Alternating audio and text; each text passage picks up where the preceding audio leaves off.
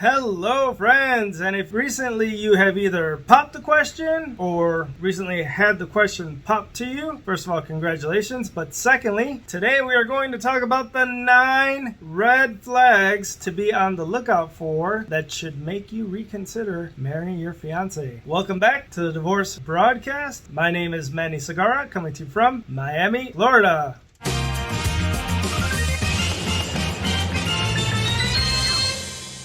All right, let me start off by saying I am by no means a marriage counselor or a relationship expert. So if you find that your relationship or your marriage is having difficulty, I invite you to go seek professional help with a marriage counselor or a couples therapist. I am, however, a practicing divorce attorney. I've been practicing law for 23 years, the last 15 of which have been exclusively dealing with divorce cases. So I do have a little bit of experience in terms of what makes some couples break up and what are some of the red flags that you should be on the lookout for that may signal trouble on the horizon. This may not be the best person that you should consider marrying, because if you get divorced, the only ones that end up making a profit on it are the divorce attorneys like me. So let's see what I can point out to you. All right, let's talk about the first red flag, and unfortunately it is previous marriages. That's right. How sad is that? The statistics are pretty clear. About 50% of all marriages end up in divorce, and as you get married a second time, the statistics are even higher. Second time marriages end up in divorce 65%, and it keeps going up after that. So this can be for a number of reasons, especially if there's children from a previous relationship or if there's issues with the previous spouse. So be on the lookout for that red flag. Second red flag is the lack of trust. Remember that trust is the foundation of a healthy relationship. If there are consistent, that means multiple breaches of trust, such as infidelity, dishonesty, secrecy, omissions, it is a serious red flag that a person should consider, because there are some skeletons in the closet that need to come out. So if you're caught cheating over and over again, you may reconsider marrying a person if they're a serial cheater. So be on the lookout for a lack of trust.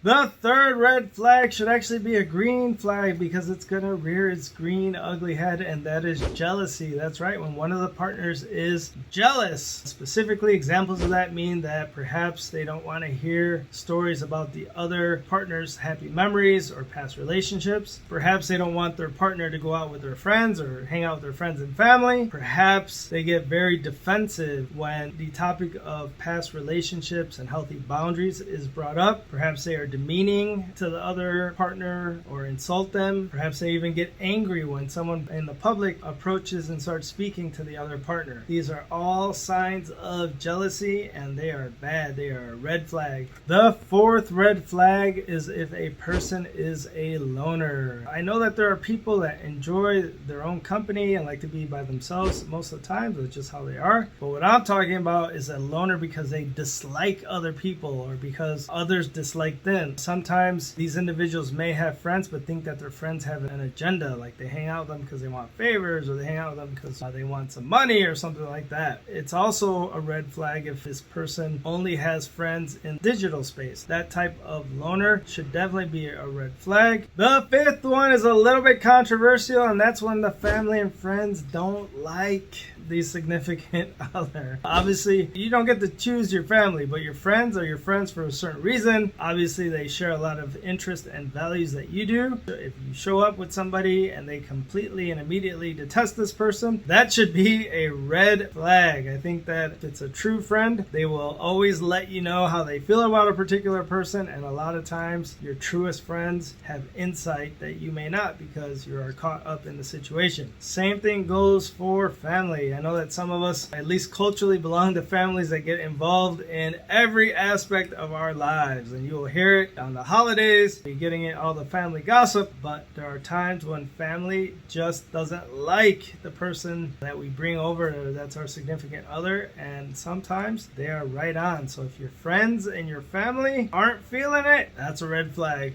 The sixth one is substance abuse, whether it be alcohol abuse or drug abuse. There are a lot of studies out that show that if one of the partners in a relationship is engaging in substance abuse, there is a higher likelihood of interpersonal violence in that relationship. In addition to this, if a person cannot control either their alcohol intake or their drug intake, they are not going to be able to control a lot of things in their life, including, getting to work on time, getting to take children to activities. So it is a red flag if a person has alcohol or substance abuse, especially if they're not getting help for that particular issue. As I say a lot of times, it is hard to be good for other people when you're not taking care of your own issues beforehand.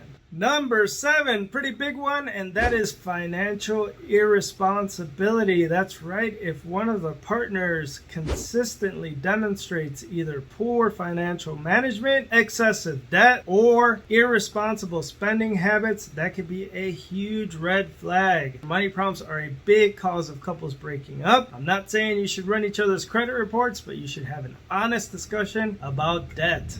Number 8 is a big red flag, and that is domestic violence. That's right. We did a whole video on domestic violence and the cycle of violence and why that is something that will completely destroy a relationship. For the victim of domestic violence, it is very difficult to work that situation out unless the abuser wants to go get anger control and individual therapy. But while that is pending, the victim needs to find the safest and quickest way out of that relationship. It is very difficult for a fiance who makes you feel unsafe to become a husband or a wife who will all of a sudden make you feel differently. So domestic violence is a big red flag. Stay safe. The last red flag is our gut feeling. That's right. Our instincts are almost always right when it comes to interpersonal relationships and how we feel about people. If something inside you, inside your gut, inside your being is giving you hesitation about marrying somebody, even if it's while you're walking down the aisle or on the way to the venue, follow your gut. All right. So before we sign off, I want to reiterate that I am not a marriage counselor or a couples therapist. All I can do is offer you insight on some of the more common reasons why people get divorced, and we've gone over some of these red flags today. I hope the information was helpful. If you know anyone that can